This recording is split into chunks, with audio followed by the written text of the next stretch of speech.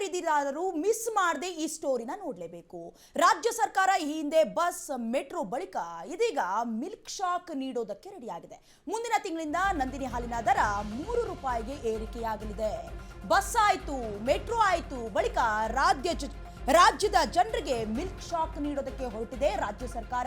ಮುಂದಿನ ತಿಂಗಳಿಂದ ನಂದಿನಿ ಹಾಲಿನ ದರ 3 ರೂಪಾಯಿಗೆ ಏರಿಕೆಯಾಗುತ್ತೆ. ಬಜೆಟ್ ಬಳಿಕ ಹಾಲಿನ ರೇಟ್ ಹೆಚ್ಚಳಕ್ಕೆ ಸರ್ಕಾರ ಚಿಂತನೆಯನ್ನ ನಡೆಸ್ತಾ ಇದೆ.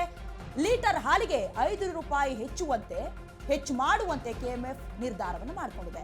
ಕಳೆದ ವರ್ಷ ಲೀಟರ್ ಹಾಲಿಗೆ 2 ರೂಪಾಯಿಯನ್ನ ಕೆಎಂಎಫ್ ಏರಿಕೆ ಮಾಡಿತ್ತು. ರೈತರಿಗೆ ಅನುಕೂಲ ಆಗಬೇಕು, ಈ ಒಂದು ಹಿತದೃಷ್ಟಿಯಿಂದ ಹಾಲಿನ ದರ ಏರಿಕೆ ಮಾಡ್ತೀವಿ ಅಂತ ಕೂಡ ಹೇಳಲಾಗ್ತಾ ಇದೆ.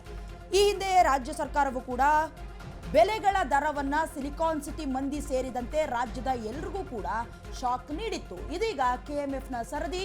ಅವರು ಕೊಡ್ತಾ ಇರುವಂತಹ ರೀಸನ್ ಕೂಡ ತುಂಬಾ ಚೆನ್ನಾಗಿದೆ. ಅಂದ್ರೆ ರಾಜ್ಯದ ರೈತರಿಗೆ ನಾವು ಸಹಾಯ ಮಾಡೋದಕ್ಕೋಸ್ಕರ ಅಥವಾ ರೈತರು ರೇಟನ್ನು ಜಾಸ್ತಿ ಮಾಡಬೇಕು ಅಂತ ಕೇಳ್ತಾ ಇದ್ದಾರೆ, ಹಾಗಾಗಿ ಹಾಲಿನ ದರವನ್ನು ಹೆಚ್ಚಿಗೆ ಮಾಡ್ತೀವಿ ಅಂತ ಕೂಡ ಅವರು ಸಮರ್ಥನೆ ಮಾಡ್ಕೊಳ್ತಾ ಇರೋದು. ಆದರೆ ರಾಜ್ಯ ಸರ್ಕಾರ ಆಡಳಿತಕ್ಕೆ ಬಂದಾಗಿನಿಂದ ಇಲ್ಲಿವರೆಗೂ ಯಾವುದಾದ್ರೂ ಒಂದೇ ಒಂದು ಬೆಲೆಯನ್ನು ಕಡಿಮೆ ಮಾಡಿರುವಂತಹ ಇತಿಹಾಸವೇ ಇಲ್ಲ. ಆದರೆ ಪ್ರತಿದಿನಕ್ಕೊಂದು ವಸ್ತುಗಳ ಬೆಲೆಗಳನ್ನು ತಾರಕಕ್ಕೆ ಏರಿಸ್ತಾನೆ ಇದೆ. ಇನ್ನು ಇತ್ತೀಚಿನ ದಿನಗಳಲ್ಲಿ ವ್ಯಾಪಕವಾಗಿ ಕೆಎಂಎಫ್ ಕೂಡ ಸುದ್ದಿಯಲ್ಲಿದೆ. ಪ್ರತಿ ಲೀಟರ್ಗೆ 5 ರೂಪಾಯಿ ಏರಿಕೆ ಮಾಡೋದಕ್ಕೆ ರಾಜ್ಯ ಸರ್ಕಾರಕ್ಕೆ ಪ್ರಸ್ತಾವನೆ ಕೂಡ ಸಲ್ಲಿಸಲಾಗಿದೆ ಅಂತ ಹೇಳಲಾಗ್ತಾ ಇದೆ.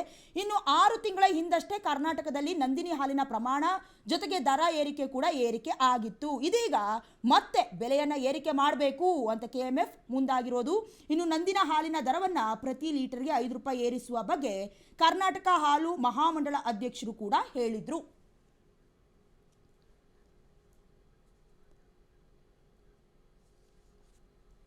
ನೀವು ಇದೇ ವಿಚಾರವಾಗಿ ಹೆಚ್ಚಿನ ಡೀಟೇಲ್ಸ್ ಅನ್ನ ಕೊಡ್ತಾರೆ ನಮ್ಮ ಪ್ರತಿನಿಧಿ ಲಕ್ಷ್ಮಿ.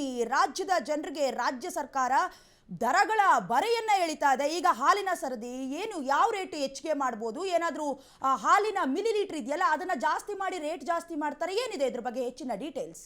ಎಸ್ ಡಯಾನಾ, ಈಗಾಗಲೇ ರಾಜ್ಯದಲ್ಲಿ ಒಂದಾದ ಮೇಲೊಂದರಂತೆ ಬೆಲೆ ಏರಿಕೆ ಆಗ್ತಾ ಇರುವಂತಹದ್ದು. ಕೇವಲ ಏನು ಹಾಲಿನ ದರ ಮಾತ್ರ ಅಲ್ಲ, ಈ ಹಿಂದೆಯೂ ಸಹ ಸಾಕಷ್ಟು ಕಳೆದ 2 ತಿಂಗಳಿಂದ ನಾವು ನೋಡ್ತಾ ಇದ್ದೀವಿ ಬೆಲೆ ಏರಿಕೆ ಬಿಸಿ ಜನರ ಮೇಲೆ ತಟ್ತಾ ಇರುವಂತದ್ದು. ಈಗ ಕೆಎಂಎಫ್ ಒಂದು ನಿರ್ಧಾರಕ್ಕೆ ಬಂದಿರುವಂತದ್ದು, ಹಾಲಿನ ದರವನ್ನ ಹೆಚ್ಚಳ ಮಾಡುವುದಕ್ಕೆ ಮುಂದಾಗಿರುವಂತಹದ್ದು. ಸೊ ಕಳೆದ ಬಾರಿಯೂ ಸಹ ಈಗಾಗಲೇ ಹೋದ ವರ್ಷವೂ ಸಹ ಬೆಲೆ ಏರಿಕೆ ಮಾಡಿದ್ರು. ಆಗ 2 ರೂಪಾಯಿ ಹಾಲಿನ ದರವನ್ನ ಹೆಚ್ಚಳ ಮಾಡಿದ್ರು. ಈ ಬಾರಿ 3 ರೂಪಾಯಿ ಹಾಲಿನ ದರವನ್ನ ಹೆಚ್ಚಳ ಮಾಡುವುದಕ್ಕೆ ಮುಂದಾಗಿರುವಂತಹದ್ದು. ಕೆಎಂಎಫ್ಗೆ ಈಗಾಗಲೇ ರೈತ ಒಕ್ಕೂಟಗಳಾಗಿರ್ಬೋದು, ಹಾಲು ದರ ಏರಿಕೆ ಒಕ್ಕೂಟಗಳು ಸಹ ಮನವಿ ಮಾಡಿದ್ರು. ಈ ಹಿನ್ನೆಲೆ ಅಂದ್ರೆ ಒತ್ತಡವನ್ನ ಹೇರಿದ್ರು.